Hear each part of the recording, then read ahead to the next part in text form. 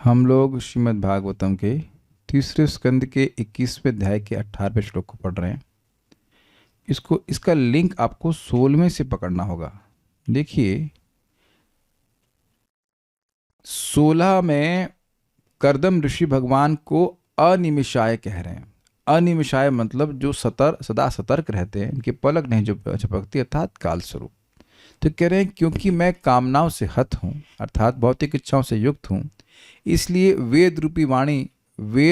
वेद वाणी रूपी रस्सी से बंधा हुआ पशु के समान कार्य कर रहा हूँ, और आप जो काल स्वरूप हैं उससे डर के कार्य कर रहा हूँ। ठीक है। और उसके बाद वह श्लोक क्रमांक 17 और 18 में उन भक्तों के बारे में बताते हैं जो निष्काम हैं और भगवान की भक्ति के द्वारा इस काल के प्रभाव से परे चले जाते हैं। तो ये देखिए, एक ये देह मिला है। इस 17वें में हमने सुना कि कैसे भगवान की भक्ति करके, स्पेशली श्रवण कीर्तन करके, भगवान के गुणानुवाद को एक दूसरे से बोल करके, भगवान के बारे में बात करके, और उस कथामृत को, कथा रूपी सीधु अर्थात मदिरा को, या कथा रूपी अमृत को पी करके वह देह के धर्म को निर्यापित कर देते हैं, अर्थात देह के धर्म का अतिक्रमण ओवरराइड कर देते हैं।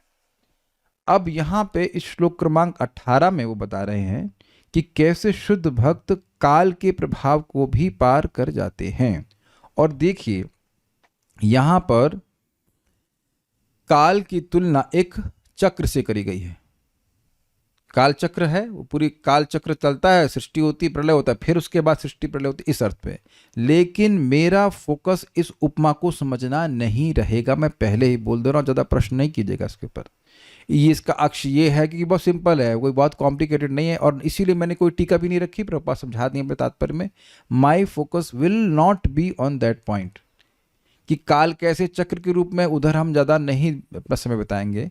हमारा फोकस रहेगा कि कैसे भक्त जो भगवान के श्रवण कीर्तन में लगा है वह काल के चक्र से बाहर है। ये पहले ही हम क्लियर कर दे रहे हैं, इसलिए ज़्यादा प्रश्न मत करना कि पत्ते क्या हैं, ये क्या, फिर हम गुस्सा हो जाएंगे इस बात पे, क्योंकि मेरा वो फोकस है ही नहीं इस पर। मेरा फोकस इस बात पे है कि हम कैसे भक्त श्रवण कीर्तन के द्वारा काल चक्र से बाहर जाएंगे। काल की सारी अपने डिजाइन समझ भी ली तो उससे होगा क्या? तो प्रश्न इस ये महत्वपूर्ण नहीं है कि हमारे लिए कि काल का चक्र किस रूप में होता है, कैसे उससे बाहर आना, ये समझना है।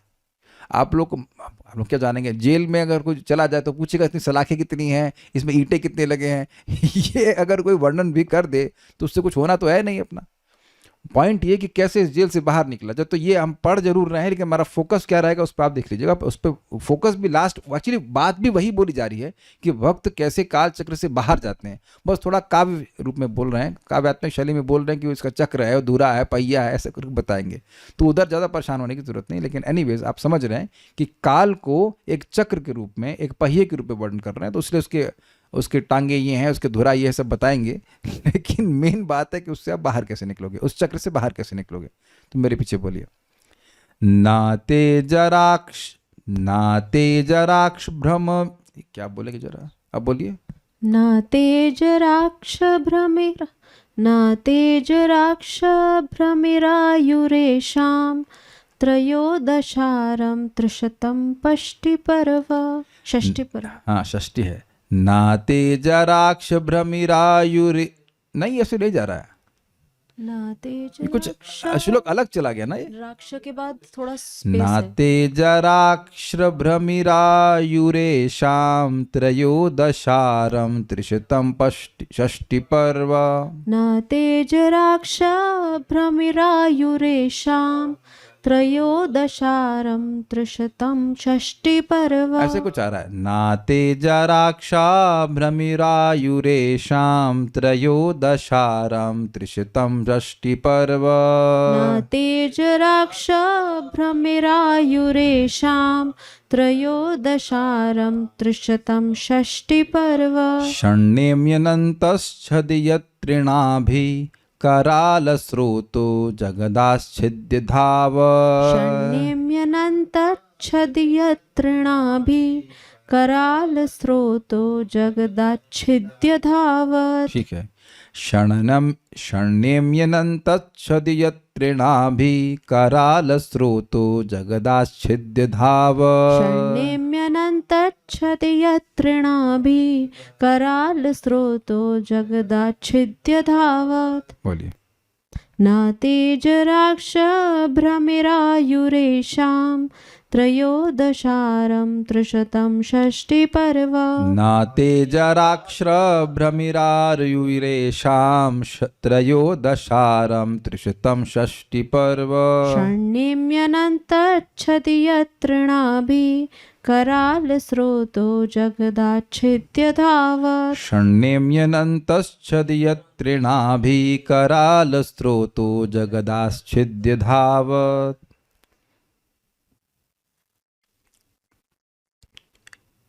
आपका 3 नाभि वाला काल चक्र अमर ब्रह्म की धुरी के चारों ओर घूम रहा है। अमर ब्रह्म का मतलब ये निर्विशेष ब्रह्म भी कह सकते हैं, उसके चारों ओर घूम रहा है, उसको धुरी कहा जा रहा है, एक्सेल कहा जा रहा है, उसके चारों ओर घूम रहा है। इसमें 13 तीलियां, अरे का मतलब होता है स्पोक्स। पहिया तुम्हारे पास है नहीं, हम गलती भी है कि हम पहिए का फोटो नहीं दिखाए हैं, लेकिन आप समझ पा रहे हैं। 336 जोड़ मतलब दिन को इंगित कर रहा है। 13 क्या है? महीने। आप कहेंगे 13 महीने तो होते नहीं है, 12 महीने होते हैं, लेकिन मल मास में 13 महीने होते हैं कि नहीं, अधिक मास में, तो कह रहे हैं कि 13 महीने। एक्चुअली 360 प्लस कुछ और टाइम होता है, 360 दिन होते हैं। हम लोग यहाँ पे या क्या करते हैं, 365 दिन कर देते हैं ना। जो इधर सिस्टम है, वैदिक सिस्टम में 30 दिन होता है एक मंथ का, तो 12 महीने के हिसाब से 360 हुआ कि नहीं, और उसके बाद कुछ और दिन बाकी रहते हैं, तो उस जोड़ करके वह 4 दिन 4 साल में आता है, 3 साल में आता है, तो 4 साल में, 4 साल के बाद एक महीना जुड़ जाता है, उसे कहते हैं मल मास या अधिक मास। यही ना सिस्टम है। तो कह रहे 13 मास जो है वो इसकी तीलियां हैं।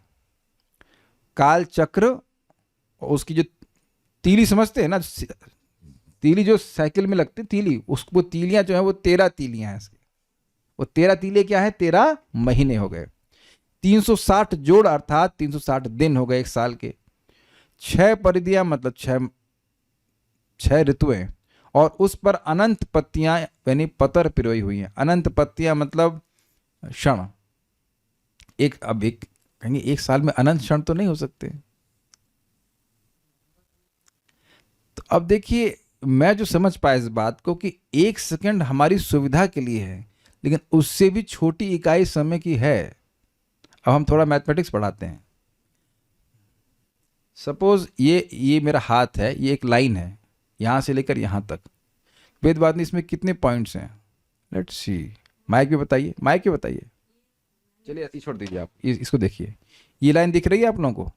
यहां से लेकर यहां तक लाइन दिख रही है ना एक? इसमें कितने पॉइंट हैं? बोलिए, माइक पे बताइए। पॉइंट्स कितने इसमें? डॉट्स कितने डॉट हैं इसमें? एक। अरे बाप रे, स्टार्टिंग तो सही उत्तर दिया भाई, अमेजिंग। हाँ बोलिए फिर भी। Starting ending point. Sumedh Prabhu से उत्तर दिया। हाँ, इसका स्टार्टिंग पॉइंट यहाँ है, यहाँ पे एंड हो रहा है, तो कितने पॉइंट हैं इसमें? 2 और बीच में कितने पॉइंट? कितने? एंडलेस, क्योंकि पॉइंट का डायमेंशन नहीं होता कोई। अब लोग सब जाग रहे हैं धीरे धीरे। मैथमेटिक्स पढ़ी होगी, कितना अमेजिंग बात है ना। आप ऐसे पढ़ते तो कभी सोचते नहीं ना, लेकिन आप सोचते भाई गुणा कीजिए। अब अगर क्षण को क्षण की तरह ग्रहण करेंगे, यानी कि एक क्षण मीन्स 1 सेकेंड, तो साल में कितने सेकंड होते हैं आप कैलकुलेट कर सकते हैं। 24 घंटा गुणा 60 गुणा 60 एक दिन का हो गया, गुणा 360। लेकिन ये 1 सेकंड नहीं बोल रहे हैं, तो अनंत क्यों होता फिर? क्योंकि टाइम को तो आप जितना चाहें उतना छोटा काटते जा सकते हैं ना।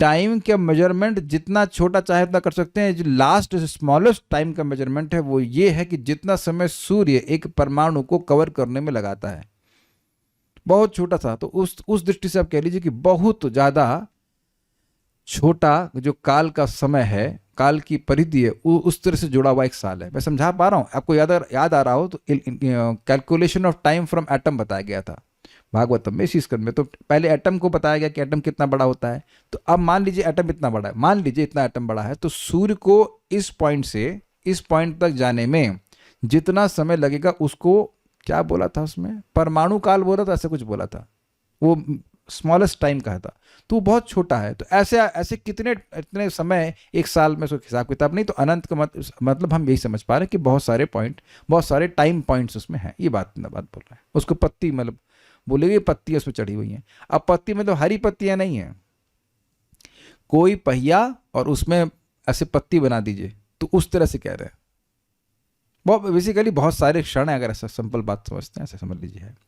यद्यपि इसके घूमने से संपूर्ण सृष्टि की जीवन अवधि घट जाती है, किंतु यह प्रचंड वेगवान चक्र भगवान के भक्तों की आयु का स्पर्श नहीं कर सकता। लैंग्वेज देख रहे हैं प्रभुपाद जी की। इस जगत में चाहे कोई कितनी भी बढ़िया मजबूत टिकाऊ भौतिक वस्तु हो, भौतिक वस्तु ही होती है यहाँ पे, उनको काल खत्म ही कर देगा, लेकिन किसी भी भक्त की आयु को स्पर्श भी नहीं कर पाता। कुछ कुछ देख रहे हैं कि लैंग्वेज क्या उपयोग करी जा रही है। आप इस जगत में, जगत से मेरा मतलब ब्रह्मांड पर्यंत, ब्रह्मलोक पर्यंत किसी भी वस्तु का निर्माण नहीं कर सकते जिसको काल नष्ट ना कर रहा हो। लेकिन जो भी भक्ति में कार्य, जो भी भक्ति की संपत्ति एक भक्त इकट्ठी करता है, भक्ति में हम कौन सी संपत्ति इकट्ठी कर रहे हैं? श्रद्धा की, प्रेम की, श्रद्धा का विकास, श्रद्धा के विकास की। उस संपत्ति को भक्त काल स्पर्श भी नहीं कर सकता। मैं फिर रिपीट कर रहा हूं, काल की ऐसी प्रबल शक्ति है कि उसके आगे सब हार जाते हैं। कालोस्मि लोक क्षयकृत प्रवृद्ध, मैं काल स्वरूप हूं, भगवान कहते हैं, और मैं सबका क्षय कर रहा हूं। ये पहले दिख रहा है सबको कि सबका क्षय हो रहा है, शरीर नष्ट हो रहा है।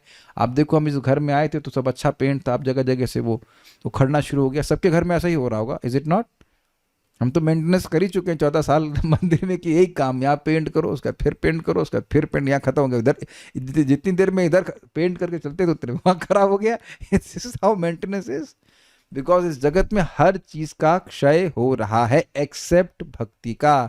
भैया ये बहुत बढ़िया बात है, इसको बात को ना रोज सुनना चाहिए। जब आपकी भक्ति बढ़ ही रही है, बढ़ती जा रही है, करते जा रहे, तो एक दिन आप भक्ति में सिद्ध नहीं हो जाएंगे। ऐसी ट्रेन जो केवल आगे ही जा रही है तो अपने गंतव्य को नहीं पहुंच जाएगी देर सवेर।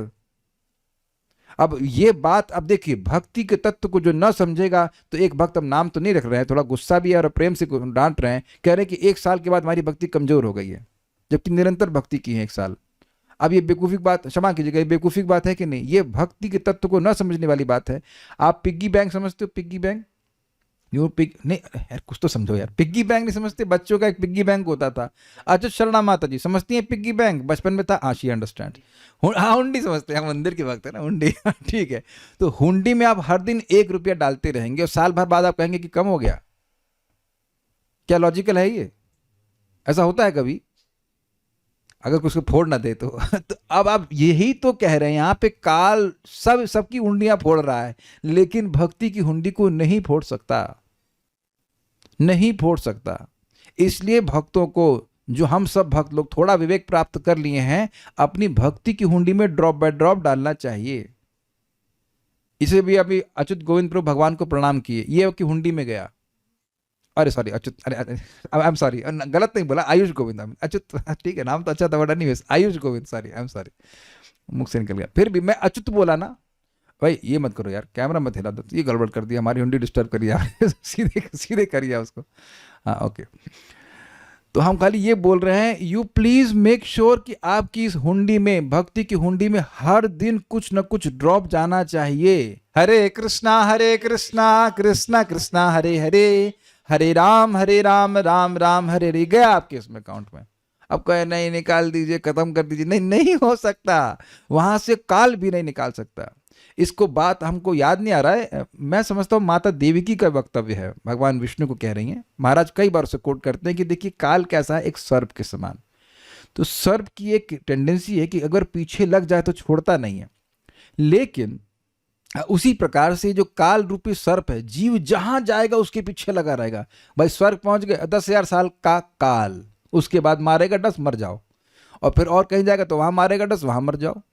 तो मृत्यु, काल मृत्यु के समय वह जहां वे जीव जा रहा है वहां जा रहा है उसके पीछे। लेकिन अगर कहीं अग्नि दिखाई जाती है तो वह सर्प भाग जाता है। ऐसे ही कोई व्यक्ति जो भगवान की भक्ति करता है, शरण उनकी लेता है, तो काल का प्रभाव से वह मुक्त हो जाता है। कोई ढूंढेंगे श्लोक प्रथम स्कंद का प्रथम अध्याय में, आपन्न संसृति घोनाम यन्नाम विवशो घृणन ततो सद्या विमुच्येता यद विभेति स्वयं। याद आ गया, ठीक है, श्लोक नंबर बता दीजिए, कुछ लोग को जानना चाहेंगे। आपन्न संसृतिम घोराम यन्नाम विवशो घृणन ततो सद्या विमुच्येता यद विभेति स्वयं भयम। आपन्न संस्कृतिम घोराम, संस्कृति में पड़ा हुआ व्यक्ति, जो संसार में पड़ा हुआ है, आपन्न उसमें पड़ा हुआ, परेशान है। आपन्न संस्कृति घोराम, ये जन्म मृत्यु के चक्र में पड़ा हुआ जीव कोई है तो यन्नाम विवशो ग्रहण, जिनके नाम को विवशता में ग्रहण कर लेता है, एकदम अनजाने में, बिल्कुल उसे पता ही नहीं है। जैसे इस समय मैं, जैसे फॉर एग्जाम्पल आपका नाम आयुष गोविंद है, तो आई डोंट नो कि आयुष भगवान का नाम है कि नहीं, आई एम नॉट श्योर, है क्या पता नहीं, मे बी गोविंद भगवान का नाम है। तो आपका मैं नाम बोला अच्युत गोविंद, और मैं आपका नाम बोलना चाह रहा था आयुष गोविंद। इट्स लाइक मेरा नाम है शुभ कृष्ण, शुभ आई डोंट नो कृष्ण का नाम है कि नहीं, इसमें कृष्ण का नाम है। तो अब मेरे मुख से अनजाने में अच्युत निकला कि नहीं, I was trying to call your name, लेकिन मुख से निकला अच्युत। अरे हरि बोल, थोड़ा तो समझे, ऐसे भी कोई बोल दे या एकदम गलती से कि दीदी तेरा देवर दीवाना, हाय राम व्हाटएवर, कैसे भी राम बोलते, कैसे भी राम कृष्ण बोलते, मतलब मुझे याद आ गया I am just giving example anyway. अरे ना बेटा नारायण, किसी तरह से जय श्री कृष्णा, या हमारे एक हकीम जी बोलते हैं तो शुभकृष्ण दास जी, समझे, मैं उनको सर बोलता हूँ, शुभकृष्ण दास जी देखिए आपकी ये दवा, every time is Krishna, so he speaks Krishna. विवश का मतलब ये नहीं कि बेबस हो गए, ये भी अर्थ है, लेकिन मतलब बिल्कुल आप अवेयर नहीं है, कुछ मतलब नहीं, आप बोल दिए विवश अवस्था में। तो कहते हैं ततो सद्या विमुच्येता, वह तुरंत मुक्त हो जाता है। ततो सद्या विमुच्येता यद विभेति स्वयं भयम, जिस काल से यमराज भी, स्वयं भय मतलब यमराज जी स्वयं सबको भयभीत करने वाले हैं, तो जिस महाकाल से सभी के काल स्वरूप यमराज भी भयभीत होते हैं, भाई उनको भी तो मृत्यु आएगी, उससे वह मुक्त हो जाता है। प्रमाण आपको प्रथम स्कंद से ही मिल गया कि काल के प्रभाव से तुरंत वो व्यक्ति मुक्त हो जाता है, जिससे भगवान का नाम, भगवान अपनी केवल वाणी को भगवान को संयमित करने में। और इसी बात को Prabhupada ji nectar of instruction के प्रथम श्लोक की व्याख्या में वाचो वेगम में कहते हैं, the preacher of Krishna consciousness is always beyond the clutches of death, this is the glory, this is the advantage of controlling the urge to speak. कहने का अर्थ है कि जो व्यक्ति कृष्ण के बारे में बोल रहा है, ऐसा नहीं कि बहुत सारे लोग इकट्ठे हो तभी, चाहे एक दो लोग भी है या एक भी व्यक्ति से आप भगवान के बारे में बोल रहे हैं, या खुद ही हरे कृष्ण मंत्र जप रहे हैं, या भगवान के बारे में पढ़ रहे हैं, या पाठ करते हो, जो भी वाणी को भगवान में लगाया तो तुरंत काल बाहर हो गया। जैसे आप लोग चप्पल बाहर छोड़कर कथा में आए, अग्रीर को चप्पल लेके तो नहीं आए, कथा में आने से पहले चप्पल छोड़ देते कि नहीं। अब जूम वालों को नहीं पता आप लोग को चप्पल, कितने लोग चप्पल पहने कथा सुन रहे हैं आई होप नॉट। तो आप समझ रहे हैं कि चप्पल जैसे बाहर छोड़ करके आते हैं, उसी तरह से मृत्यु को बाहर छोड़ देते हैं जैसे ही आप कथा सुनने आते हो। प्रमाण भागवत में ही है, पर आप सुन चुके हैं प्रथम स्कंद में सूत गोस्वामी जी बोलते हैं कि यमराज जी को तो यहीं बिठा लिया हम कथा में। कौन बोल रहा था? सूत गोस्वामी बोले थे कि शौनक ऋषि बोले थे, आई थिंक शौनक ऋषि बोले थे। यमराज जी भी कथा सुन रहे हैं छुट्टी लेकर के, आज हम छुट्टी पे आज किसी को नहीं मारेंगे, एटलीस्ट कथा वालों को तो नहीं मार सकते।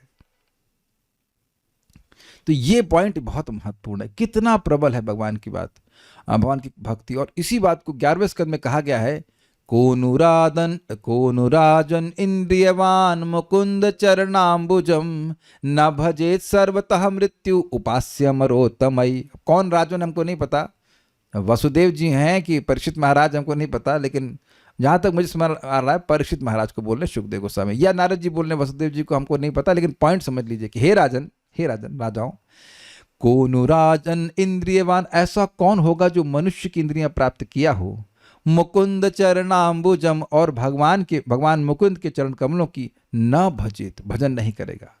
कोनुराजन इंद्रियवान मुकुंद चरणाम्बुजम न भजेत सर्वतः मृत्यु, और अगर नहीं भजन कर रहा है तो उसको हर जगह केवल मृत्यु ही दिख रही है, उपास्य अमरोत्तमय, जो अमरों में उत्तम है, अर्थात शिव जी और ब्रह्मा जी वह भी भगवान कृष्ण की, भगवान विष्णु की आराधना कर रहे हैं, तो जो नित्य ही मर रहे हैं उनके लिए भजन, वो भजनीय कृष्ण क्यों ना हो। इसीलिए जो विवेकवान है, मान लो वो शिव जी की पूजा कर रहा है, तो उसको दिमाग लगाना चाहिए कि शिव जी किसकी पूजा कर रहे हैं। ये पता है, मोहिनी मूर्ति का जो प्रसंग है उसमें शिव जी थोड़ा सा लज्जित जरूर हुए, लेकिन बाद में दुर्गा जी को बोले, आपको पता है, आप पूछती थी ना कि हम किसका ध्यान करते हैं, ये भगवान है, ये संकर्षण भगवान है जिन्होंने मुझे मोहित किया, इन्हीं का मैं ध्यान करता रहता हूँ। उनको लज्जा नहीं आई, वो बड़े खुश हुए, अरे भगवान की माया से हम मोहित हुए। शिव जी निरंतर, आपको पता है ना, सर्प क्यों धारण करते हैं, क्योंकि भगवान संकर्षण का ध्यान करते हैं। कोई कभी सोचे कि क्या है वो सादर जपत दिन राति, ऐसे कुछ है, आपको याद है कि शिव जी निरंतर आदर पूर्वक भगवान राम का नाम उच्चारण करते रहते हैं। और उनका वक्तव्य भी है, उमा कहूं मैं अनुभव अपना, सत हरि भजन जगत सब सपना। He is very clear. Brahma ji तो भजन कर ही रहे हैं, अब महाजनों में शिव जी भी आते हैं, ब्रह्मा जी भी आते हैं। तो अब शिव जी ब्रह्मा जी जैसे देवताओं की जो उपासना कर रहा है, वो सोचे विचार करे कि वो किसकी उपासना कर रहे हैं। उपास्य अमरोत्तम है, जो अमरों में उत्तम है। शिव जी नहीं मरते हैं, ब्रह्मा जी नहीं मरते हैं, फिर भी भगवान का भजन कर रहे हैं। विचार कीजिए, जो कभी नहीं मरेंगे, एटलीस्ट इस सृष्टि में कभी नहीं मरेंगे, एटलीस्ट का मतलब मरते ही नहीं है, वो भगवान का भजन कर रहे हैं। तो जो लोग हमेशा मर रहे हैं, उन्हें कितनी जरूरत है भगवान के भजन करने की, उन्हें कितना लाभ है, ये बताइए, विचार कीजिए। तो यही कह रहे हैं कि जो भगवान के भक्त हैं वह मृत्यु से पार चले जाते हैं। अब जानते हैं, जन्म कर्म चमे दिव्यम एवं यो वेति तत्वतः त्यक्त्वा देहम पुनर्जन्म नैति मामेति अर्जुना। ओके, तो ये श्लोक क्या था भाई, क्या नंबर बताया था आपने? 1.1.14। तो आप नोट कर लीजिएगा और जरूर उसको पढ़िएगा और सुनिएगा, बड़ा सुंदर श्लोक है नामोच्चारण का। इसलिए अगर मान लीजिए नाम में रुचि ना भी हो, फिर भी नाम करने में रुचि होनी चाहिए, उसकी महिमा समझ करके, ठीक है। अजर, अजर, जर मतलब वेरी गुड, जर मतलब बुढ़ापा, और अजर मतलब जैसे बुढ़ापा कभी नहीं आया, मतलब कभी ना मरे। जब बुढ़ापा ही नहीं आएगा तो मरने का मतलब ही नहीं है। हे प्रभु, साक्षात अमर ब्रह्म रूप, साक्षात संस्कृत नहीं, वो गलती से हाईलाइट हो गया है। हे प्रभु, साक्षात अमर ब्रह्म रूप भ्रमी अक्ष, घूमती हुई धुरी वाला, मतलब इसकी ये जो काल का चक्र है, इसका जो धुरा है वो हमेशा घूमता है। ये थोड़ा समझिए कि फंडा क्या है। काल शक्ति किस तरह से कार्य कर रही है, आप ब्रह्मा जी की परम आयु ले लीजिए तो पूरी सृष्टि हो गई, उसके बाद काल शक्ति विद्यमान रहती है, उसके बाद फिर सृष्टि होती है। इट्स लाइक दिस, घूम रहा है बार बार, इसलिए कह रहे हैं कि निरंतर घूम रहा है, कभी ये बंद नहीं होता है। वो रुक गया है, यानी कि प्रलय का समय चल रहा है, फिर इसका सृष्टि का समय चल रहा है, फिर प्रलय का समय चल रहा है, फिर सृष्टि का समय चल रहा है। Is all okay. इस समय हमारे प्रलय का समय चल रहा है हमारे शरीर की, इसे कहते हैं नित्य प्रलय। लगातार हो रहा है कि नहीं, फिर जब पैदा हो जाएंगे तो फिर सृष्टि हो जाएगी, तो फिर प्रलय का समय शुरू हो जाएगा। आई होप यूर क्लियर, ठीक है। समय इस प्रकार से चक्र में चलता है। त्रयोदश अरम, 13 मास रूपी अरो वाला, इसमें 13 जो मास हैं साल के, वो हो गए तीलियां। त्रिशतम षष्टि पर्व, 360 दिन रूप जोड़ों वाला है, ये भी क्लियर हो गया। षष्टि पर्व मतलब 60, त्रिशतम मतलब 300, यानी कि 360 दिन वाला। अब जोड़ कहाँ है उसके पहिए के आप ढूंढिएगा, हम नहीं ढूंढ रहे, लेकिन जो लिखा है वो बता दे रहे हैं। षष्ट नेमी, 6 ऋतुएं रूप घेरे वाला है। अनंत छदि, अनंत क्षण रूप पतर वाला है। त्रिनाभि, तीनों चातुर्मास रूप नाभि वाला है। 4 गुणा 3 12 हो गए, उसकी नाभियां हैं। और कराल स्रोत, भयंकर वेग वाला है। भाई भयंकर वेग का मतलब क्या हुआ, किसी वस्तु का वेग तब माना जाएगा भयंकर जब उसको कोई रोक ना पाए। तो क्या काल को कोई रोक रहा है? परम पूज्य राधा गोविंद महाराज एक प्रवचन में कहते हैं, कुछ लोग ट्रेन में मूंगफली खाते हैं, कहते हैं टाइम पास करेंगे। ऐसा लग रहा है कि टाइम उनके लिए रुक गया है, अब मूंगफली खाएंगे तो टाइम आगे बढ़ेगा। सुना है आपने?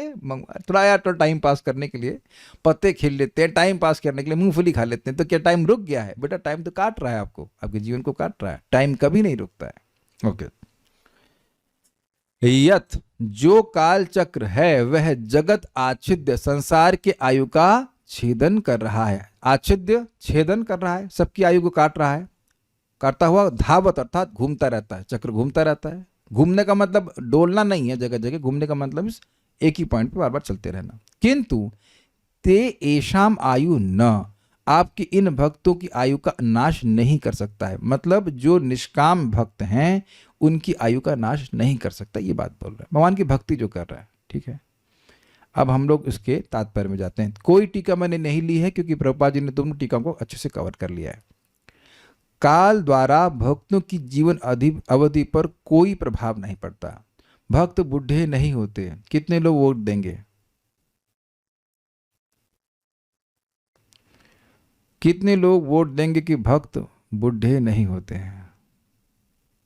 कितने वोट गिरे मेरे लिए? 5 लोग, 4 5 5 6 लोग। आयुष गोविंद प्रभु, भक्त बूढ़े नहीं होते हैं? आयुष प्रभु कह रहे नहीं होते हैं। अच्छा, भक्त को, किसको भक्त कहते हैं? वेदवादिनी बताइए। इनके भी माइक ऑन कीजिए। चलिए, पहले इन्हें ऑब्जेक्शन किया है तो उसको हम ओवर रूल करते हैं। भक्त किसको कहते हैं? जो भगवान की सेवा में लगे हुए। हम ये गलत तो आपने नहीं कहा, लेकिन मैं कुछ सुनना चाहता हूँ। ऐसे प्रश्न करता हूँ। धनवान किसको कहते हैं? जिनके पास धन। भक्त किसको कहते हैं? जिनके पास भक्ति है। तो अब भक्ति उम्र के संग कम हो रही है, बढ़ती है। कुछ समझ रहे हैं आप? कुछ समझ रहे हैं ना बात? जैसे जैसे आपकी भक्ति कुछ बड़ी है जब आप पहली बार भक्ति में आए थे, या कम हो रही है? बड़ी है। ये मतलब ईमानदारी से अनुभव कर रहे हैं ना कि कुछ भक्ति बड़ी है? आप संकल्प ले सकते थे कि आप एक बार मतलब वर्क फ्रॉम होम ले लेंगे हमेशा के लिए वृंदावन में रहने के लिए। ये संकल्प मैं उस दिन जब बोलता, जब आप वीडियो गेम खेलते थे हम बुरा नहीं मानना, ये बहुत नालायक थे, वीडियो गेम खेलते थे। हमने कहा यार क्या करते हो? कहते कुछ नहीं फायदा होता है, तभी नहीं छोड़ूंगा। अब खेलते हो वीडियो गेम?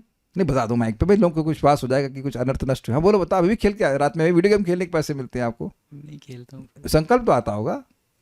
मैंने याद दिलाया तब याद, भी रो माइक लो। मैंने याद दिलाया तो याद आया ना कि आप खेलते थे एक समय में। वो कहाँ गई इच्छा? अरे बहुत बड़ा अनर्थ नहीं था, लेकिन टाइम तो बर्बाद कर रहे थे ना। तो आप देख रहे हैं कि वो इच्छा हमेशा के लिए गायब हो गई और भक्ति बढ़ रही। क्षमा कीजिएगा, हमारे भी बहुत सारे अनर्थ हैं, हम क्लास में बोलते रहते हैं, इससे लोगों को प्रेरणा मिलती है। हम तो कितनी बार बताया कि हम IIT में भक्ति में तो आए थे, लेकिन 3 साल बाद 3 साल तक मंगल आरती नहीं गए, उठा ही नहीं जाता था, क्या करेंगे? But I am just saying कि यू ट्राई टू अंडरस्टैंड। एक भी भक्त यहाँ नहीं कह सकता है कि उसकी भक्ति बढ़ नहीं रही है। आपको प्रतिदिन नहीं दिखाई पड़ता है, लेकिन आप जरा 5 साल के बाद देखो अपने आप को जब करते हुए, अपनी स्थिति को देखिए, कैसे आप सोच रहे हैं, क्या आपका चिंतन मनन चल रहा है, किन लोगों के संग उठना बैठना चाहते हैं, सो मैनी थिंग्स। तो देखिए, किसी का व्यक्ति रूपवान है, अब फिर उसको पकड़ लीजिए। रूपवान है लेकिन समय के संग उसका रूप क्षीण हो रहा है, तो तभी ना कहेंगे उसको वृद्ध होना। लेकिन जो भक्ति से युक्त व्यक्ति है, जैसे जैसे वो भक्ति कर रहा है, अगर भक्ति कर रहा है तो सो कॉल्ड उसके शरीर की उम्र भले ही कमजोर मतलब बढ़ रही है, लेकिन उसकी भक्ति बढ़ रही है। आप देख लो महाराज लोगों को, कितना उत्साह है उनका। जवान लोगों से भी अधिक उत्साह है प्रचार का, भगवान के नाम उच्चारण का। तो उनका तो भक्ति डाउन नहीं हो रही है, यद्यपि लग जरूर रहा है कि शरीर कमजोर हो रहा है, बुढ़ा हो रहा है। तो हम यहाँ भक्ति के अर्थ में बोल रहे हैं कि जीवन अवधि पर कोई प्रभाव नहीं पड़ता है। माइक भी बताइए। आपने एक बार बताया था उनका भगवान के धाम में शाश्वत समय हो जाता है। अभी आएगा, अभी तो आएगा, आधा लेक्चर तो उसी पर होने वाला है। भगवत गीता में कहा गया है कि थोड़ी सी भक्ति करने से मनुष्य बड़े से बड़े संकटों से बच जाता है। तो फिर ज्यादा करने से क्या होगा, आप विचार कर लीजिएगा। सबसे बड़ा संकट है आत्मा का एक शरीर से दूसरे में देहांतरण, और इससे बचने का एकमात्र उपाय है भगवान की भक्ति करना। वैदिक साहित्य में कहा गया है, हरिम विना न श्रुतिम तरंती। अब श्लोक तो हम यहाँ पे नहीं कोट कर पाएंगे, लेकिन श्लोक बहुत मजेदार है। श्रील श्रीधर स्वामी जी 10.87 चैप्टर में अपनी टीका में इसको कोट करते हैं। आपको ऐसे मिलेगा भी नहीं, वेदा बेस में मिलेगा, बहुत मुश्किल से मिलेगा, लेकिन है बड़ा मजेदार कि तपंति तापई पतंति पर्वतात वदंति वादई पठंतु अटंति तीर्थानि, ऐसे करके श्लोक है। विना हरिम नैव मृतं तरंति। जो तपस्या करना चाहे कर लो, पर्वत से कूदना है कूद जाओ, जो वाद विवाद करना है वो कर लो, जो मैं जितना वेद पढ़ना है पढ़ लो और चाहो जितने तीर्थ में भ्रमण करना है कर लो, लेकिन विना नैव विना हरिम हरिम विना ना श्रुतिम तरंति। श्रुति मतलब संसार से पार नहीं होने वाले। भगवान हरि का आश्रय लिए बिना व्यक्ति जन्म मृत्यु के चक्र से बाहर नहीं जा सकता है, क्योंकि भगवान को भूलने के कारण ही वह इस जगत में पड़ा हुआ है। That is a point. Krishna भूलिया जीवन आदिर बहिर्मुख, अतएव माया दे तार संसार दुख। एकदम क्लियर समझ लेना चाहिए। बुखार है तो जुखाम की दवा से बुखार ठीक नहीं हो सकता है। ये सिंपल सी बात है। क्लियर? ठीक है। भगवत गीता में कहा गया है कि भगवान तथा उनके कार्यों की दिव्य प्रकृति, उनके प्राकट्य तथा अंतर्धान को समझने पर ही मृत्यु का चक्र रुक सकता है। और ये सब बातें बिना क्लास में आए ही समझ में जाती हैं। आपको पता है ये बातें? हाँ, दिव्य ज्ञान हृदय प्रकाशिता। लेकिन कैसे प्रकाशिता? केवल प्रसाद खाने से? आप कहेंगे ये क्या बात बोल रहे हैं? श्री प्रभुपाद जी का स्टेटमेंट है कि अगर कृष्ण भावनामृत आंदोलन के भक्त ये ग्रंथों को नहीं पढ़ते हैं तो प्रसाद खाएंगे और पतित हो जाएंगे। बिना सुने सबको समझ में आने लगता है कि कृष्ण दिव्य कैसे हैं। और अगर कोई कहे हाँ हमको पता तो भाई कृष्ण दिव्य है, तो भैया फिर दूसरे के बारे में क्यों बात कर रहे हो? तो दिव्य वस्तु के बारे में बात करना चाहिए। जितना विचार करेंगे, जितना उसका मंथन करेंगे, और बात हृदय में और गहरी जाएगी। That's a point. और मनुष्य भगवान के पास वापस जा सकता है। क्या है? चला ही जाएगा। काल को कई अंशों में विभाजित किया गया है, यथा पल, घटिका, मास, वर्ष, अवधियां, ऋतुएं इत्यादि। इस श्लोक में वर्णित सभी विभागों को वैदिक साहित्य की ज्योतिर्विदीय परिगणनाओं में आंका गया है। वर्ष में 6 ऋतुएं होती हैं और 4 मास का चतुर्मास्य होता है। इस प्रकार के 3 चातुर्मास्यों से एक वर्ष बनता है। वैदिक ज्योतिर्गणना के अनुसार 13 मास होते हैं। 13वां मास अधिमास या मलमास कहलाता है और प्रत्येक 3 वर्ष बाद जुड़ता रहता है। किंतु यह काल भक्तों की आयु को छू नहीं सकता, इसलिए भक्तों को ज़्यादा सोचने की जरूरत ही नहीं कि फ्राइडे की संडे की मंडे या क्या काम क्या करोगे आप। फ्राइडे को भी जब करना है, ट्यूसडे को भी करना है, भागवतम संडे को भी पढ़नी है। There is nothing new. हाँ ना, कभी कोई जस्ट नथिंग न्यू ना। आप ऐसा तो नहीं कि आप दिसंबर 31 को रेजोल्यूशन लेते कि हम 1 जनवरी से जब करेंगे या भागवत पढ़ेंगे। You don't need that. नहीं, आप में से कितने लोग दिन देखकर, मुहूर्त देखकर जब करना शुरू किए थे? कोई भाई इधर पंडित जी को बुलाया कि हम संकल्प ले रहे हैं कि हम 16 माला करेंगे, आप जरा देखो कि अच्छा मुहूर्त क्या है। I hope no one did that. जब समझ में आ गया तभी से शुरू कर दिया। ठीक है। और कुछ भक्त शायद अनुभव भी कर रहे होंगे कि अब ये याद रहना मुश्किल होता है कि दिन कौन सा है। इस पे किसी कुछ याद रह रहा है? मतलब कुछ समर्थन मिलेगा मेरे को कि आप भूल जाते हो? लैपटॉप में देखना, अच्छा हमें तो कैलेंडर रखना पड़ता है कि दिन कौन, उसमें भी डाउट होता है आज क्या है, 18 है, क्योंकि सारे दिन एक जैसे। ये सबका अनुभव है कि नहीं? You're feeling like that? Abhishek Prabhu, लगता है आपको इस प्रकार से? सारे दिन एक जैसे, सुबह इतने बजे जब करना है, इतने बजे खाना है, it's same every day, is nothing new. और मटेरियल वर्ल्ड में कुछ एक्साइटिंग है भी नहीं कि चलो आज संडे, आज पार्टी करेंगे। पार्टी तो रोज ही हो रही है, मंगल आरती पार्टी, कथा पार्टी, प्रसाद पार्टी भी, लाइक दैट है ना। ये भोग त्याग का सिस्टम तो है नहीं कि 6 दिन काम किया उसके बाद अरे भैया अब छोड़ो उसको, जरा हम कुछ मजे करेंगे उसके बाद फिर उसके बाद उसमें प्रवृत्त हो जाएंगे। ऐसा सिस्टम तो है नहीं। Everyday same thing. ठीक है। अब इस पे मैं आगे व्याख्या करूंगा भी, किंतु यह काल भक्तों की आयु को छू नहीं सकता है। एक अन्य श्लोक में कहा गया है कि उदय तथा अस्त होने के साथ मान के चलिए सूर्य समस्त जीवात्माओं का प्राण हर लेता है, किंतु जो भक्ति में लिप्त रहते हैं सूर्य उनके प्राण को नहीं ले सकता। यहाँ पर काल की तुलना एक विशाल चक्र से की गई है जिसमें 360 जोड़, ऋतुओं के रूप में 6 परिधियां तथा क्षणों के रूप में असंख्य पत्र लगे हैं। यह नित्य ब्रह्म की दूरी पर घूमता है। तो इस पर मैं व्याख्या नहीं करना चाहता हूँ। श्लोक दूसरा आ गया हमारे सामने। कहाँ गया भाई? रुकिए 1 मिनट, अभी आ जाएगा। ये हमारा बड़ा प्रिय श्लोक है, तो इसको गाया जाए जरा। तो हम कई बार कोट किए हैं, लेकिन हो सकता हो कि कितने श्लोक ना टर्न किया। अच्छा, कितने लोग हैं जो इस श्लोक को हम इसको सुने नहीं है कभी यहाँ पे? कोई कस्टमर है यहाँ पे हमारा? सब लोग सुने हुए हैं, सोलोनी माता जी ने नहीं सुना, वेरी गुड। 2 लोगों ने सुना, तो कम से कम 2 कस्टमर हैं हमारे पास, तो ठीक है। शीतल माता जी ने सुना, वेरी गुड। लेकिन इस श्लोक को सुना तो आपने होगा। मैं इसमें जो एक व्याख्या दी गई है उसको फिर से एक्सप्लेन करूंगा कि क्यों हमें काल, यानी हम का मतलब जो भी भक्त है उसको काल प्रभावित क्यों नहीं करता है, ये समझ लीजिए। मेरे पीछे बोलिए। आयुर्हरति वै पुंसामुद्यनस्तंचयन्नसौ तस्, हाँ ठीक है, बोलिए। आयुर्हरति वै पुंसामुद्दनस्तं च यन्नसौ तस्य ऋते यत्क्षणो नीत उत्तम श्लोक वार्तया। तस्य ऋते यत्क्षणो नीत उत्तम श्लोक वार्तया। आयुर्हरति वै पुंसामुद्यनस्तंचयन्नसौ आयुर्हरति वै पुंसामुद्यनस्तं च यन्नसौ तस्य ऋते यत्क्षणो नीत उत्तम श्लोक वार्तया। तस्य ऋते यत्क्षणो नीत उत्तम श्लोक वार्तया। बोलिए। आयुर्हरति वै पुंसामुद्यनस्तं च यन्नसौ आयुर्हरति वै पुंसामुद्यनस्तंचयन्नसौ तस्य ऋते यत्क्षणो नीत उत्तम श्लोक वार्तया। तस्य ऋते यत्क्षणो नीत उत्तम श्लोक वार्तया। आयुर्हरति वै पुंसाम, वै मतलब निश्चय ही, पुंसाम मतलब मनुष्यों की, यानी सभी जीवात्माओं की, सभी जीवात्माओं की निश्चय ही आयु को हरता है। ये एक वचन, मैंने एक ही व्यक्ति सबकी आयु को हर रहा है। कौन है भाई? कौन ये गलत काम कर रहा है?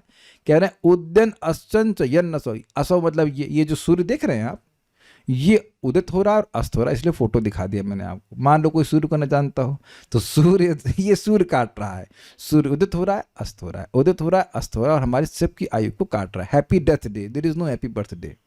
ओके। तस्य ऋते, तस मतलब उसकी, यानी उसकी आयु को, ऋते अर्थात छोड़कर, और उस व्यक्ति की आयु को छोड़कर, यत जिसके क्षण, जिसका एक क्षण भी, इसका एक क्षण भी, नीत अर्थात लाता है। क्या लाता है? उत्तम श्लोक वार्तया, भगवान की वार्ता को लाता है। श्लोक एकदम क्लियर हो गया। आप जान रहे हो कि जैसे इस क्लास में आप आए तो वो जो समय, जैसे आपका क्लास शुरू हो गया तो वह समय आपको कथा लेकर दे रहा है। इट इज ब्रिंगिंग कथा इन योर लाइफ। अब यहां आइए, या आपने रिकॉर्डिंग शुरू किया, या आप नाम जप कर रहे हैं, मैं केवल कथा के संबंध में बोल रहा हूं, बाकी कोई भी भक्ति कार्य कर रहे हैं, वह समय आपके लिए वो भक्ति की अपॉर्चुनिटी लेके आया। ये स्वीकार्य है? अगर हमारे इस क्लास के बाद हम कोई भी समय अन्यथा बिता रहे हैं तो वो समय भक्ति नहीं लेके आया, भगवान की वार्ता को नहीं लेके आया। ये क्लियर हो गया? ये लाने वाला सिस्टम समझ में आ रहा है? अच्छा, एक थोड़ा और क्लियर समझिए। जब आप कुछ ऑर्डर करते हैं ऑनलाइन तो एक विशिष्ट समय में आती है, तो आप ये समझ सकते हो कि वो समय वो वस्तु को आपके पास लेके आया। अब तो क्लियर हो रहा है नहीं? तो जो समय है, ये समय आप अभी, ये जो समय था let's say 7 o'clock to 8 o'clock का, ये आपके जीवन में कथा को लाया है। ये क्लियर हो गया? लैंग्वेज समझ में आ रहा है ना? तो ये जो समय कथा को लेके आ रहा है, भगवान के नाम को लेके आ रहा है, भगवान का नाम हो, भगवान की कथा हो, या भगवान की भक्ति का कोई भी कार्य, इसे उपलक्षण से ग्रहण करना होगा। ऐसा नहीं है कि मान लीजिए कोई भगवान की आरती कर रहा है तो वो मर रहा है। मतलब भगवान, भगवत संबंधी कोई भी कार्य कर रहा है, श्रवण कीर्तन स्मरण वंदन जो भी कर रहा है, वह समय वह भगवान को दे रहा है। तो भगवान को दिया गया समय काल स्पर्श नहीं कर सकता है। मैं अब इसको दूसरी तरह समझा रहा हूं कि जो समय आपने भगवान या भगवान के भक्तों को दिया है वो ऐसे जगह सिक्योर हो गया जिसको कोई टच नहीं कर सकता। जैसे एक उदाहरण दे रहा हूं, आपको सबको पता है, एक स्विस बैंक नाम का बैंक होता है, वहां आप पैसा डाल दीजिए तो कोई उसको छीन नहीं सकता है। ऐसा कुछ सिस्टम है, इसमें कोई गैज, एक लौकिक उदाहरण बता रहा हूं, लेकिन बात सिंपल सी है कि अगर आपने अपना समय भगवान को दिया है तो वह समय काल स्पर्श नहीं कर सकता है। समझ गए बात? अब हम इसके विज्ञान को समझेंगे और तब आपको समझ में आ जाएगा और कि कैसे कैसे सिस्टम होता है। प्रभुपाद जी के तात्पर्य को पढ़ेंगे। अनुवाद आपको समझ में आ गया। उदय तथा अस्त होने पर सूर्य सबों की आयु को क्षीण करता है, किंतु जो सर्वोत्तम भगवान की कथाओं की चर्चा चलाने में अपने समय का सदुपयोग करता है उसकी आयु क्षीण नहीं होती है। हम इसको यहाँ टीकाओं को नहीं पढ़ रहे हैं,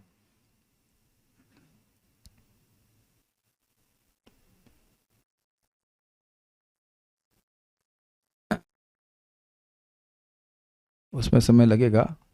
हम प्रभुपाद की तात्पर्य की बहुत सारी बातें तात्पर्य पढ़ते हैं। यह श्लोक अप्रत्यक्ष रूप से भक्तिमय सेवा को त्वरित करके भगवान के भूले संबंधों की अनुभूति कराने के लिए मानव जीवन का सदुपयोग करने की महत्ता की पुष्टि करता है। मतलब मनुष्य जीवन केवल मिला है अपने संबंध को जो भगवान से जागृत करने के लिए, और वो संबंध जागृत होता है श्रवण कीर्तन के माध्यम से। तो कह रहे हैं कि ये समझा रहा है कि मनुष्य जीवन को श्रवण कीर्तन के लिए यूज करना चाहिए। ये बात कहा गया है कि काल तथा ज्वार भाटा किसी की प्रतीक्षा नहीं करते। Time and tide wait for none, ये बात बोल रहे हैं। अतएव सूर्योदय से लेकर सूर्यास्त तक का समय व्यर्थ ही बीतेगा यदि इसका उपयोग आध्यात्मिक मूल्यों की पहचान के लिए नहीं किया जाता। जीवन काल के किसी अंश के नष्ट हो जाने पर कितनी भी स्वर्ण राशि देकर इसकी भरपाई नहीं की जा सकती। समझे बात? जो समय निकल गया वो अरबों डॉलर देकर के भी नहीं आएगा। इसीलिए भक्त लोग आहार निद्रा आदि को मिनिमाइज करते हैं। मिनिमाइज से मतलब जितना आवश्यक है उतना ग्रहण करते हैं। देखिए बात तो ये है कि सोना टाइम वेस्ट है। इसका मतलब ये नहीं कि मैं नहीं सोऊंगा या आप नहीं सोएंगे। अपनी बॉडी को एनर्जाइज करने के लिए नींद होती है ताकि हम भगवान की भक्ति कर सकें। इसलिए नहीं सोएं कि बस क्योंकि सोने का टाइम आ गया है। I think it's very clear ना। इसलिए नहीं खाएं क्योंकि खाने का टाइम हो गया है। घंटी बज गई tin tin tin tin tin tin. Is not like that. जब भूख लगे तो भोजन ग्रहण कर लीजिए और जब नींद आए तो सो जाइए, लेकिन हमेशा नींद नहीं आनी चाहिए। 6 to 7 hours for a normal devotee, 7 is okay. लेकिन अब 9 घंटे 10 घंटे 12 घंटे तो अब वो टाइम देखिए, वो 7 घंटे भी टाइम वेस्ट ही है। लेकिन अब शरीर है तो शरीर को एनर्जाइज करने के लिए सोना पड़ता है। वो तो सोना ही पड़ेगा एटलीस्ट अपने लेवल पे। लेकिन ये नहीं कि अब बस प्रपात कहते हैं अरे यार कुछ नहीं है तो चलो थोड़ा सो ही लेते हैं। आप लोग को याद होगा गर्मी की छुट्टी में ऐसा किए होंगे। कितने लोग ऐसा किए हैं? प्लीज गुड बॉयज जल्दी बताइए। गर्मी की छुट्टी में आप आराम से कूलर चला के सोते थे। ये तो आप देख रहे हैं कि टाइम बर्बाद करते थे। कुछ नहीं, सो जाते हैं, क्या दिक्कत है? उम्मीद है कि बात समझ में आ रही होगी। तो वैसे नहीं करना चाहिए। वो टाइम बर्बाद हो गया तो बर्बाद हो ही गया। लेकिन जबरदस्ती कम नहीं करना, फिर पगला जाएंगे।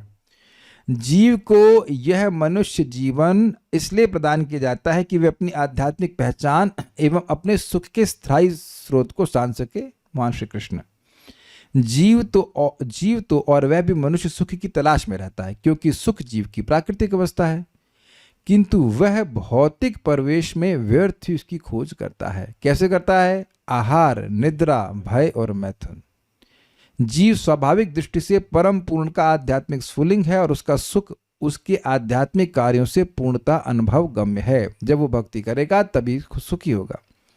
भगवान पूर्ण आत्मा है और उनका नाम, रूप, गुण, लीलाएं, पार्षद तथा व्यक्तित्व सभी उनसे अभिन्न है। मानव के एक बार भक्ति के सही मार्ग से भगवान की उपर्युक्त शक्तियों में से किसी एक के भी संपर्क में आते ही तुरंत उसके लिए सिद्धि के द्वार खुल जाते हैं। क्या ये बात समझ में आई? मतलब ये है कि आप अपनी वाणी से, अपने शरीर से, अपने मन से, इन तीनों में से किसी भी तरह से भक्ति कर सकते हो कि नहीं? ये तो अनुशीलन का मतलब समझा था आपने। तो किसी भी भक्त ने आपको ये समझाया कि भाई देखो ऐसे भक्ति की जाती है, ऐसे अपने शरीर को या मन को या वाणी को भगवान की सेवा में लगाया जाता है।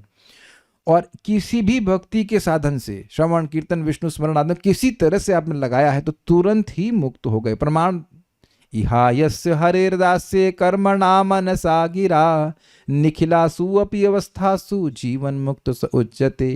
इसको बड़ा इंटरेस्टिंग वे में समझाऊंगा आपको मैं। इस जगत में व्यक्ति चाहे किसी भी अवस्था में हो, निखिलासु अपि अवस्थासु, निखिल मतलब हर प्रकार की, और अवस्था मतलब अवस्था, चाहे वो स्त्री हो, चाहे पुरुष हो, चाहे माँ हो, चाहे बच्ची हो, चाहे बुढ़ी हो, चाहे बूढ़ा हो, कुछ भी हो, अगर वो केवल स्पृहा कर रहा है कि वह मन से, वाणी से या शरीर से कृष्ण की सेवा करेगा तो वह इसी जीवन में मुक्त है। अब इसका अर्थ समझ लीजिए। देखिए जेल में बहुत सारे कैदी हैं, लेकिन अगर किसी कैदी का ऐसा आचरण है कि बस 2-3 साल बाद या 6 महीने के बाद जेल से छूट जाएगा तो वह उस जेल में रहते हुए भी मुक्त है। कुछ समझे बात? जीवन मुक्त मतलब he is not bound by Karma. वो जगत में ऑपरेट करता हुआ दिखेगा लेकिन बंधन में नहीं पड़ रहा है।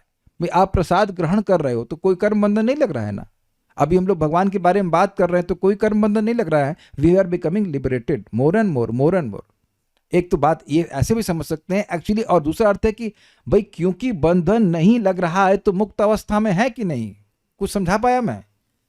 आप ऐसे कार्य कर रहे हो, यज्ञ की प्रसन्नता के लिए कार्य कर रहे हैं, भगवान की प्रसन्नता के लिए कार्य कर रहे हैं, तो आप मुक्त हैं क्योंकि कोई बंधन नहीं लग रहा है. एकदम क्रिस्टल क्लियर है सबको कि प्रसाद ग्रहण कर रहे हैं या नाम जप कर रहे हैं, भगवान की भक्ति का कोई भी कार्य करते हैं. यज्ञार्थात कर्मणो अन्यत्र लोको यम कर्म बंधना, ये भगवान का शब्द है. भगवान की प्रसन्नता के लिए जो कार्य किए जाते हैं उसको छोड़कर जो भी कार्य किए जाते हैं उनसे बंधन लगता है, चाहे मन से करो, चाहे वाणी से करो, चाहे शरीर से करो. तो बिल्कुल स्पष्ट है कि जो व्यक्ति इस तरह से भगवान की सेवा कर रहा है वह बंधन से मुक्त है, यद्यपि वह इस जगत में ऑपरेट करता हुआ दिखता है. मैं इसको एक और एग्जाम्पल से समझाता हूं कि भारत में कभी कभी पाकिस्तान के जासूस पकड़े जाते हैं और वो कैसे दिखते हैं, वो दिखते हैं भारतीय, लेकिन जब पकड़े जाते हैं तो ना तो पकड़े जाने से पहले और ना पकड़े जाने के बाद वो कभी अपने आप को हिंदुस्तानी नहीं मानते. Do you agree with this? और ना ही वो हिंदुस्तानी की तरह कार्य कर रहे हैं यद्यपि हिंदुस्तानी की तरह दिखते हैं. ये तो उदाहरण समझ में आ रहा है ना आपको? क्लियर है ना? उनकी आइडेंटिटी पाकिस्तानी ही होती, चाहे वो कितने भी यहां पे फेक आईडी बना लें. है ना? तो कुछ ग्रहण कर रहे हैं ना, तो भक्त चाहे कुछ भी यहाँ पे उनके बाहर आईडी हो, आईडी मतलब समझ रहे हैं, पांडे हो या श्रीवास्तव हो, सिन्हा हो, सक्सेना हो, जो भी आप, लेकिन उसका सेंस ऑफ आइडेंटिटी क्या है? मैं कृष्ण का हूं, आमी कृष्णदास, मैं कृष्ण की सेवा करूंगा. क्लियर? बाहर के लोग उसे कैसे भी समझें लेकिन वो कृष्ण की सेवा मिला करेगा. समझे बात? ऐसा करने से व्यक्ति मुक्त हो जाता है. बताइए कितना आसान है. केवल इतनी बात समझनी है कि अपने हर कर्म को भगवान से कनेक्ट करना सीखना है, बस. Simple. Every action. I hope it is very clear. तुरंत ही व्यक्ति मुक्त हो जाता है. इसलिए भक्त लोग मुक्ति का प्रयास नहीं करते. मुक्ति तो पहले ही मिल चुकी है. उस पर कार्य करना है, भगवान की भक्ति को बढ़ाने का कार्य करना चाहिए. तो दरवाजा तुरंत खुल गया. भगवद गीता 2.40 में भगवान ने ऐसे संपर्क की व्याख्या इन शब्दों में की है: भक्ति के लिए किए गए प्रयास निष्फल नहीं होते. ऐसे कार्यों का शुभारंभ भी मनुष्य को भौतिक भय के पारावार से उबरने के लिए पर्याप्त है. जिस प्रकार उच्चतम क्षमता की औषधि नसों के माध्यम से इंजेक्शन लगाते ही सारे शरीर पर अपना प्रभाव दिखा देती है, उसी प्रकार भगवत भक्त के कर्ण कुहरों में प्रविष्ट होने वाली भगवान की कथाएं बड़ी तेजी से कार्य करती. ये बड़ा मजेदार है, ये बहुत मजेदार है. इंजेक्शन लगता है एक जगह हाथ में, है ना? वो टिटनेस का इंजेक्शन पीछे हिप्स में लगा देते हैं, लेकिन प्रभाव तो पूरे शरीर पे होता है, या हाथ में लगाते हैं. तो एक जगह इंजेक्शन लग रहा है और प्रभाव पूरे शरीर पे हो रहा है कि नहीं? अग्रीड. अब आप एक चीज देखो, जैसे ही आपने कानों से सुना कि यज्ञ की प्रसन्नता के लिए, भगवान विष्णु की प्रसन्नता के लिए किए गए कार्य बंधन के कारण नहीं बनते हैं, तो अब इसका प्रभाव पूरे शरीर पे आया कि नहीं आया? आप अपने हाथों से, अपने पांवों से, अपनी वाणी से, अपने मन से, अपनी जीव से भगवान की कुछ प्रसन्नता के लिए ही कार्य करेंगे कि नहीं करेंगे? कैच किया? ये कैच किया कि नहीं किया आपने? इसीलिए श्रवण सबसे महत्वपूर्ण है. श्रवण ही सारी भक्ति का आधार है. मैं एक भक्त को शालिग्राम दिया सेवा के लिए. अब उनके मन में क्या भाव है? ये भगवान है कि कंचा है?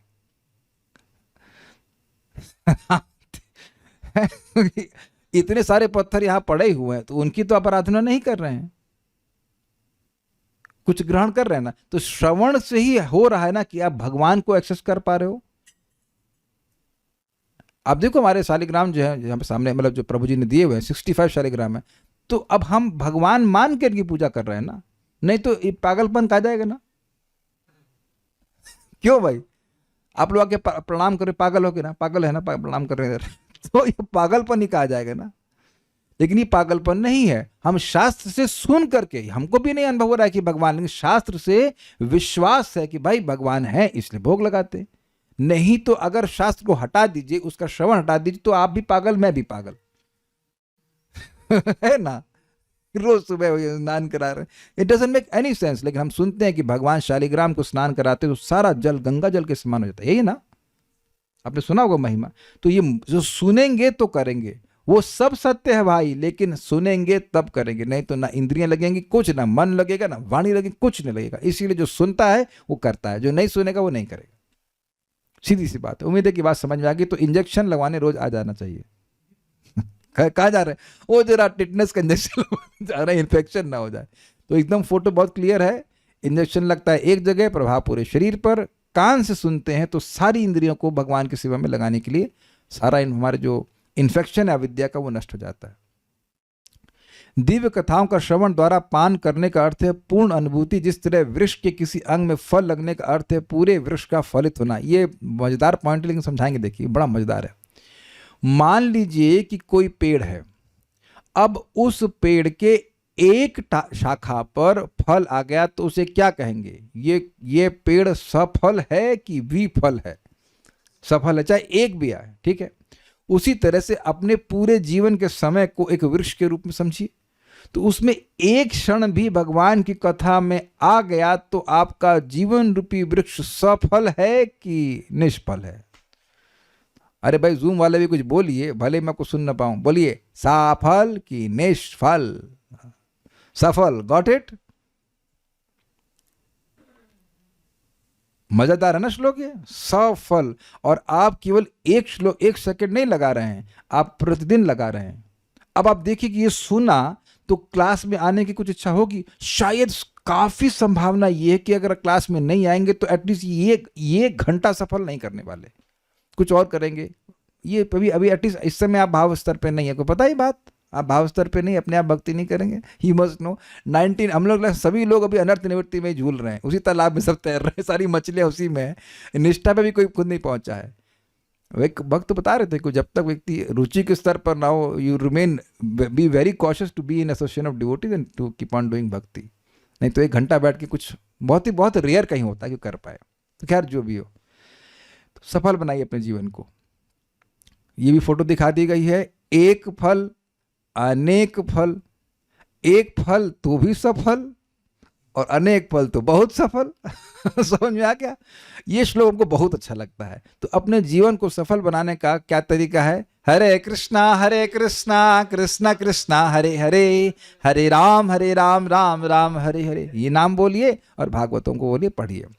सुखदेव गोस्वामी, अब देखो भाई ये पॉइंट बताने के लिए हम समझा रहे थे कैसे व्यक्ति कथा के द्वारा अमृत प्राप्त करता। इस इक्वेशन को समझ लेना, राधिका प्रभु समझ के समझाना है आपको। सुखदेव गोस्वामी जैसे शुद्ध भक्त के संग में की गई ये क्षणमात्र की अनुभूति मनुष्य जीवन को अमृत प्रदान करती। तो आप कहो सुखदेव गोस्वामी को लेके आओ, तो लेके तो आए सामने, सुखदेव गोस्वामी से ही सुन रहे हैं, प्रभुपाद से ही सुन रहे हैं। इस प्रकार सूर्य शुद्ध भक्त की आयु को चुरा नहीं पाता, क्योंकि भक्त भगवान की सेवा में लगा रहकर अपने जीवन को शुद्ध कर लेता है। पूरा पढ़ूंगा। मृत्यु शाश्वत जीव के भौतिक संदूषण का लक्षण है। मतलब जीव को मरना नहीं होता है, लेकिन क्योंकि वो इन्फेक्टेड है इसलिए मरना पड़ रहा है। इन्फेक्शन मीन्स भौतिक इच्छा। इसी संदूषण के कारण जीव जन्म, मृत्यु, जरा तथा व्याधि के नियमों के अधीन हो जाता है। नोट, ये संदूषण है भोग की वासना। जब तक वासना रहेगी तब तक जन्म मृत्यु का चक्र चलता रहेगा। और आपने क्या सुना था? शृण्वताम सो कथा कृष्णा पुण्य श्रवण कीर्तना हृदयंतस्थ अभद्राणी विधुनोति सुरसताम। इजी समझ में आ रहा है कि संदूषण है भोग की इच्छा, और वो भोग की इच्छा भगवान स्वयं नष्ट करते हैं अगर कोई व्यक्ति भगवान के बारे में उनकी कथा को सुनता है। Easy, okay. अब बड़ा मजेदार सेक्शन आ रहा है। जैसा कि श्रीला विश्वनाथ चक्रवर्ती ठाकुर ने उदाहरण दिया है, दान जैसे पुण्य कर्म की भौतिक रीति की संस्तुति स्मृति शास्त्रों द्वारा की गई है। सुपात्र को दान में दिया गया धन अगले जीवन के लिए सुनिश्चित बैंक बचत जैसा है। जैसे आजकल लोग SIP वगैरह खोल देते हैं तो उसमें सोचते हैं कि इतना इंटरेस्ट मिलेगा, ऐसा करके। तो आप किसी सुपात्र को दान दे रहे हैं तो अगले जन्म में खूब घूम के पैसा वापस आएगा। ऐसा दान ब्राह्मण को दिए जाने की संस्तुति है। क्यों? यदि वह धन अब्राह्मण अर्थात ब्राह्मण गुणों से विहीन को दान में दिया जाता है तो वह उसी अनुपात में अगले जन्म में वापस हो जाता है। 100 रुपया दिया, 100 रुपया वापस, ठीक। यदि यह धन अर्ध शिक्षित ब्राह्मण को दिया जाता है तो भी वह दुगना होकर लौट आता है। 100 रुपया दिया और 200 रुपया वापस। सारी इक्वेशन समझ में आ रही है? और अभी देखिए फैक्टर बढ़ेगा। किंतु यह धन पूर्णतः योग्य ब्राह्मण को दिया जाता है जो ब्राह्मण के ब्राह्मण के 12 गुणों से युक्त है, तो वह सैकड़ों हजारों गुना होकर वापस मिलता है। आ गया? अभी भी लिमिटेड चल रहा है। यदि यही धन वेद पारग जिसे सचमुच वेदों के पथ की अनुभूति हो चुकी है उसको दिया जाता है तो वह असंख्य गुना होकर मिलता है। इसको मैं समझाऊंगा पहले। वेद प्लस पार प्लस ग, जो वेदों को पार कर गया हो उसे कहेंगे वेद पार ग, अर्थात जो वेदों का निचोड़ समझ लिया हो। क्या है वेदों का निचोड़? क्या है? वेदैश्च सर्वैर अहम एव वेद्यः, वेदों का प्रयोजन मुझको जानना है। ठीक, एक क्वेश्चन बिठा लीजिए। अब जानेंगे कैसे? भक्त्या माम अभिजानाति, भक्ति के द्वारा मुझे जाना जाता है, मैं जाना जाता हूं इस प्रकार से। तो अब क्या हुआ? वेदों का कंक्लूजन है भगवान को जानना, और वेद भगवान को जानते हैं भक्ति के द्वारा। अरे भाई ये तो जानते हैं ना कि भगवान कौन है। यहाँ पे कोई ऐसा भी भक्त है जिसको ना पता हो कि कृष्ण भगवान है? सबको बता दिया मैंने। ओके, यह भी लोग नहीं जानते।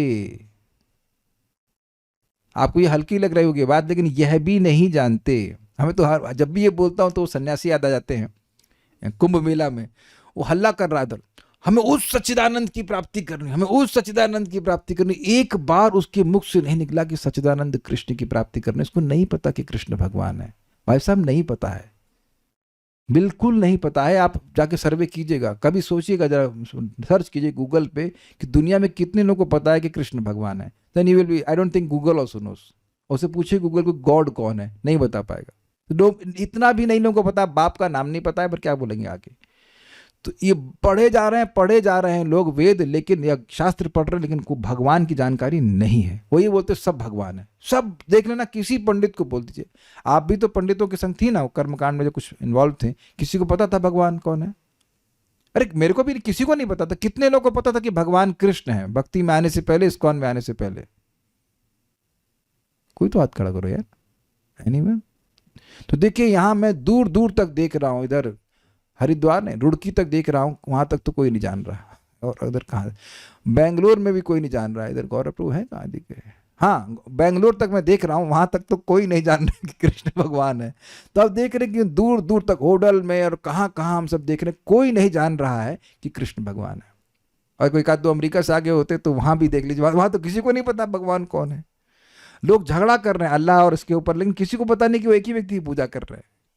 अल्लाह और गॉड वाले आपस में झगड़ रहे हैं, लेकिन जान नहीं पा रहे कि वो एक ही व्यक्ति की पूजा कर रहे हैं। एनीवेज, तो हम खाली बोल रहे थे कि जो व्यक्ति भगवान का भक्त है वो वेद को पार कर गया। जो अब कहेंगे अरे ज़्यादा बोल रहे हैं आप, हम कहाँ ज़्यादा बोल रहे हैं। दुर्गा जी कह रही बेटा वेद मत पढ़ो, भगवान का नाम उच्चारण करो। गोविंद गायति नित्य शाह, यानी कि जो भगवान का नाम उच्चारण कर रहा है वो सारे वेद पढ़ चुका है। प्रमाण, अहोबत स्वपचतो गरियान यज्व आग्रे वर्तते नाम तुभ्यम ते पुस्तपः जुबनु सस्नुरार्या ब्रह्मानुचुर नाम गृणन्ति ये ते। इसी में आगे सुनने वाले हैं, इसी का मतलब तीसरे स्कंद में आगे सुनने वाले हैं। 3.33.7, जो केवल जीभ से नाम बोल रहा है उसने सारे वेद कई बार पढ़ चुका है, सारे यज्ञ कर लिए, सारे नदियों में स्नान कर लिया। अब समझ में आ गया?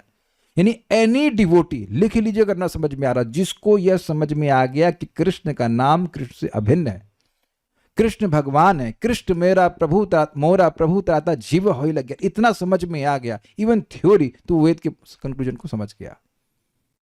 जिसको समझ में आ गया कि भाई हमारा जीवन का लक्ष्य भगवान की भक्ति और भक्ति कर गया, उसकी संगत में बैठकर भगवान के बारे में सुन रहे हैं, तो आप मृत्यु से मुक्त हैं।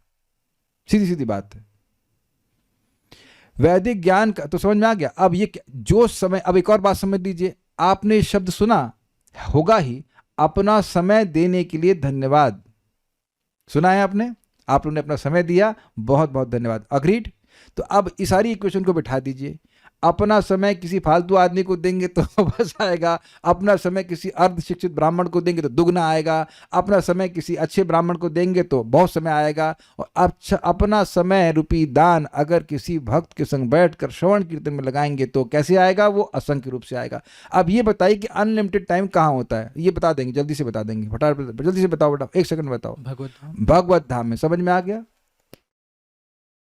और प्राय लोग ये डोनेशन नहीं देना चाहते।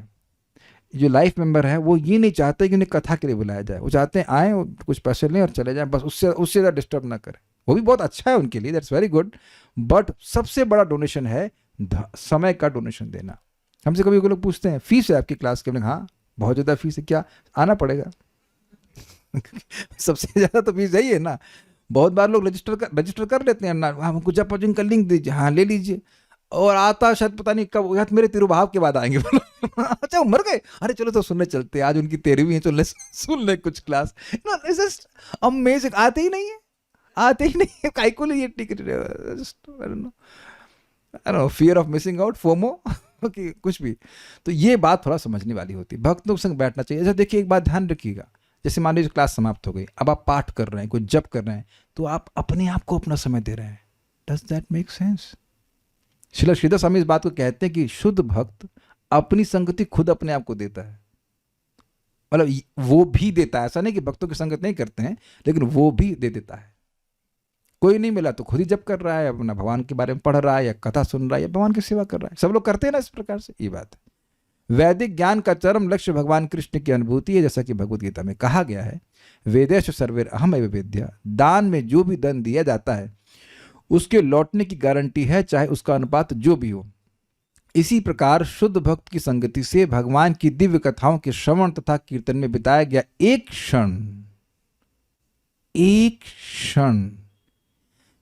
शाश्वत जीवन या भगवत धाम लौटने की पूरी गारंटी है। अच्छा ये बताइए कि इस 1 घंटे के बाद कितने लोगों को समझ में आ गया है कि आप लोग भगवत धाम जरूर जाओगे? एक व्यक्ति को समझ में आया, कुछ लोगों को समझ में आ रहा है। Good good good. इस लाइन को देख के कुछ समझ में आ रहा है आप लोगों को? जब अब इसमें लगाइए क्या मत्य कि जब 1 सेकंड देने से भगवान के पास जाने की गारंटी है, तो हम रोज देंगे तो क्यों नहीं? अब एक हमारा जैसा व्यक्ति होगा कि जब 1 सेकंड देने से होगा तो 1 ही सेकंड देंगे। It not? भाई देखो, समझने का प्रयास करो। 1 सेकंड दोगे, गारंटी तो है कि चले जाओगे, लेकिन जब कब, वो आपको निर्णय करना पड़ेगा। तो जब 1 सेकंड देने से जाने की गारंटी है कि जाएंगे जरूर, तो इसका मतलब है कि और समय दो, खूब समय दीजिए, ताकि जल्दी जल्दी भगवान की प्राप्ति हो जाए। Got it? ये नहीं कि अब तो गारंटी हो गई, अब चलो अब क्या करें, कुछ नहीं, टाइम बर्बाद करना। I hope you are getting the point. मद धाम गत्वा पुनर्जन्म न विद्यते। और इस बात को प्रभुपाद जी ने कहीं पे प्रवचन में बोले हैं, once deathlessness is assured as soon as he accepts the path of Krishna consciousness. व्यक्ति की मृत्यु, अब जो भी, अब मैं इसको हिंदी में अनुवाद नहीं कर सकता, बहुत अच्छा लाइन है ये। कैसे क्या अनुवाद करेंगे, करना चाहें तो? जैसे ही कोई व्यक्ति भक्ति के पथ को स्वीकार करता है, उसी समय उसका अमरत्व सुनिश्चित हो जाता है। और इसको दूसरे तरह से कहते हैं, भगवान आपका नाम लिख लेते हैं। अच्छा, इसने मेरा नाम बोला है, ठीक है ठीक है, इसको लाऊंगा अपने पास, ये मेरा है और इसकी रक्षा करना मेरा कर्तव्य है। 6.2.9-10। इसीलिए सुनना पड़ता है, तब समझ में आता है कि जो हम कल सुबह 2 घंटा करने जा रहे हैं वो कितना महत्वपूर्ण है। Our life should be aligned for that. आप ऐसा मत सोचना कि भक्त लोग इस बात को भूल जाते हैं, क्योंकि मैं दुखी हूं और स्मरण करता हूं उन भक्तों का जो भूले बैठे हैं। There are so many other priorities except chanting. दुख है कि वो नहीं कर पा रहे ऐसा। दूसरे शब्दों में, भगवत भक्त को शाश्वत जीवन की गारंटी रहती है। इस जीवन में हमको इसमें गारंटी शब्द से हंसा आता है। जब भी हम सब्जी लेने जाते हैं, हम ऐश गार्ड लेते हैं, बोलता है गारंटी है, खराब हो जाए तो वापस कर देना। कभी वापस लिया उसने? क्या गारंटी? तुम अंदर घुस के देखे हो कि इसमें गंदगी वाला कुछ खराब है कि पका हुआ है? कुछ भी नहीं ना। अगर गारंटी जगत में है तो केवल भक्ति की गारंटी, बाकी कोई गारंटी नहीं है इस जीवन में। अभी लास्ट लाइन बड़ा मजेदार है, इस जीवन में भक्त का बुढ़ापा या रोग ऐसे गारंटी युक्त शाश्वत जीवन के लिए प्रोत्साहन मात्र। ये क्या मतलब? देखिए, एक आप लोगों को दरवाजा दिखाया गया था, तो अब कहीं भी मान लीजिए कोई व्यक्ति जेल में है, तो वो दरवाजे के जैसे जैसे नजदीक जा रहा है, तो वो प्रोत्साहित हो रहा है ना कि मैं अब ये, इससे जब ये दरवाजा खुलेगा तो मैं बाहर मुक्त हो जाऊंगा। तो भक्त भजन कर रहे हैं, जप कर रहे हैं, तो जैसे जैसे वृद्धावस्था आ रही है, तो उनका सो कॉल्ड मृत्यु पास आ रही है, और उसके बाद वो भगवान के धाम वापस चले जाएंगे। तो ये प्रोत्साहन का कार्य हुआ कि नहीं हुआ? समझ गए बात? इसलिए हम समझा रहे थे कि भक्त लोग वृद्ध नहीं होते हैं, उनका विश्वास, उनका प्रेम भगवान के प्रति बढ़ता ही रहता है। और ये सब चीज़ें एक्सटर्नल हैं, प्लस भगवान को नाटक भी तो करना है। भगवान को नाटक भी तो करवाना है कि देखो ये भी तो वृद्ध हो रहे हैं, इनको भी तो बुखार हो रहा है, इनको भी हो रहा है, ताकि भक्ति की महिमा छुपी रहे। सोचो अगर आप जप करते, केवल बस इतना होता कि जप करते और कभी दवा नहीं लेनी पड़ती, तो बहुत बिकता ना हरे कृष्ण मंत्र। सारी मेडिकल जो इंस्टीट्यूशन है बंद हो जाता कि नहीं। हाँ, फार्मास्यूटिकल कंपनीज तो बिल्कुल, कितना ये देख लीजिए, अगर केवल इतना होता कि आप को कभी रोग नहीं होता, फिर हमारे मुझे कुछ प्रीचिंग करने की जरूरत नहीं यार। हरे कृष्ण, जुकाम हो गया हरे कृष्ण मंत्र करो, बुखार हरे कृष्ण, कैंसर हरे कृष्ण, और ठीक हो गए 3 महीने में, अरे भाई बस लाइन लग जाती। लेकिन ऐसा नहीं होता है। भगवान एक छलावा प्रस्तुत करते हैं, देखो हरे कृष्ण मंत्र के फिर भी कैंसर हो गया, फिर भी ये हो गया, वो भी हो गया, तो लोगों का विश्वास नहीं बनता है। लेकिन भक्तों की संगति में आकर के व्यक्ति को हरे कृष्ण मंत्र का वास्तविक लाभ महसूस होता है, समझ में आता है। तो उम्मीद है कि आप समझ पा रहे हो कि कैसे काल भक्तों को स्पर्श नहीं कर पाता। मेरे ख्याल से कोई प्रश्न तो नहीं है। दिस इज माई फेवरेट श्लोक। एक बहुत लंबा सा ऐसे लिखा है, परम पूज्य श्री सनातन गोस्वामी जी महाराज जो 20 घंटे भजन करते थे, जब वृद्ध हो गए तब उनके लिए गोवर्धन परिक्रमा करना मुश्किल हो गया। ठीक है, हो गया। काल भक्तों की आयु को छू नहीं सकता है। ये बात समझ में नहीं आई प्रभु जी। हमने आपको समझाया ना, वो भले ही चल नहीं पा रहे थे, लेकिन क्या भगवत स्मृति भी नहीं कर पा रहे थे? क्या नाम भी नहीं बोल पा रहे थे? क्या उनकी भक्ति डाउन हो जा रही है? और ये आपको बाह्य रूप से लग रहा है। चैतन्य चरितामृत को आप स्पष्ट पढ़ेंगी, सनातन गोस्वामी कह रहे हैं कि मुझे ताप क्यों सता रहे हैं, और महाप्रभु कह रहे हैं कि तुमको ताप नहीं सता रहे हैं, तुमको ताप छू ही नहीं सकता। आपको लग रहा है ऐसा। जो व्यक्ति 20 घंटे जप कर रहा है, जिसको यह अनुभव हो रहा है, केवल रूप गोस्वामी को अनुभव हो रहा है कि एक नाम ले रहा हूं तो मुझे इच्छा होती है कि 1 करोड़ मुख हो, केवल उन्हीं को है, सनातन गोस्वामी जी को नहीं है, उनके गुरु जी को नहीं है। तब ये तो केवल एक्सटर्नली आपको दिखाई पड़ रहा है। देखिए, जिसके हृदय में प्रेम होता है उसकी स्थिति को विज्ञ भी नहीं समझता। आप विज्ञ हैं, मैं विज्ञ हूं। जो प्रेमावस्था में है उसके संग क्या हो रहा है आप क्या समझेंगे, और मैं क्या समझूंगा? अभी तो हम अपने को ही नहीं समझ पा रहे हैं, तो सामने वाले को क्या समझेंगे? मतलब यू कांट अंडरस्टैंड। लेकिन इतनी बात प्रभुपाद ने समझाई कि जो वृद्धावस्था आदि है, ये दिखा रहा है कि वक्त अब कुछ समय के बाद भगवान के पास वापस चला जाएगा। इतना ही बात है। काल का प्रभाव शरीर के परिवर्तन और शरीर के क्षय हो जाने के रूप में दिखाई दे रहा है। अरे तो भक्त की आयु बोली जा रही है ना भाई, भक्त की आयु। आप यही पढ़ रहे हैं ना कि जो समय आप भगवान को दे रहे हो वो असीमित रूप से वापस आ रहा है, तो क्षीण कहां हो रहा है? आयु कहां क्षीण हो रही है? अच्छा चलो, अभी नहीं समझ में आ रहा होगा, अब एकदम समझ में आ जाएगा। अगर आप कोई SIP लेते हैं, हम SIP का प्रमोशन नहीं कर रहे हैं, इन्वेस्ट करते हो, तो आपने 20 लाख रुपए लगाए, फॉर एग्जाम्पल 8 लाख रुपए लगाए, तो लीजिए माइक लीजिए, ये समझा देंगे। तो लोग जानते हैं ना इन्वेस्टमेंट पर। हाँ, तो 8 लाख रुपए हमारे खो गए ना, इन्वेस्टेड। अरे क्या यार, 8 लाख रुपए मेरे पास है नहीं। 8 लाख रुपए इन्वेस्ट किए हैं, तो अगर अच्छा इन्वेस्टमेंट है तो पहले दिन से ही वो बढ़ना शुरू हो गए। तो बढ़ रहा है कि कम हो रहा है? बोलिए। बढ़ रहा है। अभी आपने यहाँ पे क्या सीखा कि भगवान के भक्तों को कुछ देते हैं तो वो समय बढ़ रहा है कि कम हो रहा है?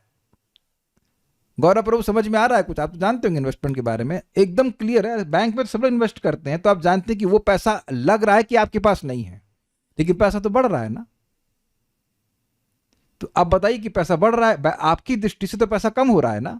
आपके पास 8 लाख रुपए थे, या जो भी थे, 5 लाख थे, जो भी थे, वो आपने जमा कर दिए। या वो लोग SIP मतलब हर महीने 10,000 रुपये जमा करते हैं। शायद जो लोग जिसने प्रश्न किए वो भी कर रहे हैं, तो शायद 10,000 रुपये आप हर महीने जमा करते हैं। तो जमा कर रहे हैं तो आपके पास तो खर्च हो रहा है, लेकिन खर्च हो रहा है कि बढ़ रहा है? तो जो भगवान का भक्त है वो अपनी आयु सो कॉल्ड वे में कम कर रहा है, लेकिन वो भगवान को दे रहा है, तो आयु तो बढ़ करके आएगी ना, असीमित रूप से। तो आयु कम हो रही कि बढ़ रही है? जरा विचार कीजिएगा।